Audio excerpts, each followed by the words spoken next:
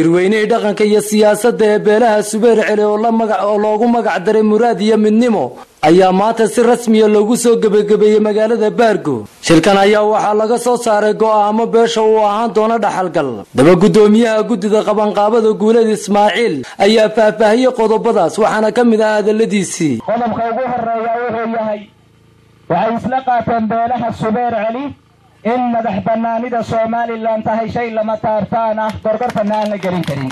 qodobka labaad wuxuu yahay oo beelaha Subeer Cali ay isla qaateen in dariska iyo beelaha walaalaheen ah nabadgelyo iyo daris wanaag aynu kula dhaqanno oo kula noolaano.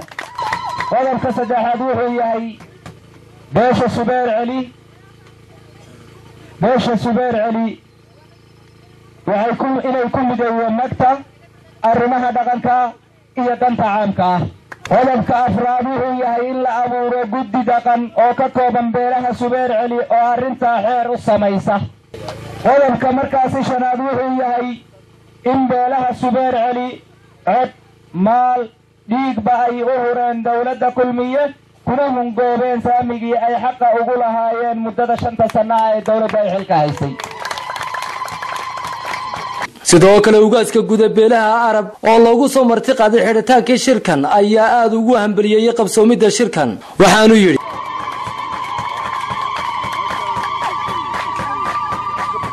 maanta waa farxad aqal Cabdidheer oo isna halkaasi ka hadlay ayaa iftiimiyay inay beeshu ku hungowday dawladda uu hogaaminaya Axmed Maxamed Maxamuud Siilaanyo oo ay beeshuna ka mid ahayd beelihii u codeeyay dawladda kulmiye waxaana ka mid ah hadaladiisii dawladda waxbaanu ka tabanaynaa wax badan baanu ka tabanaynaa waanu ka doonaynaa waxaanu ka tabanaynaa xaq ugu leenahay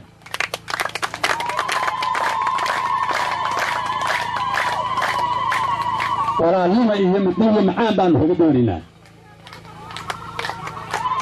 gabagabadii waxaa soo afmeeray suldaanka guud ee beelaha Subeer Cali Suldaan Xuseen Xaaji Cabdi oo sheegay in haddii ay ka waayaan xukuumadda maanta talada haysa saamigii ay beeshu ku lahayd ay ka digaragan doonaan beeshiisu. tabashada waanu muujinaynaa waxaanu xaq u leenahay weydiisanaynaa haddaanu ka weynana waanu ka tashanaynaa.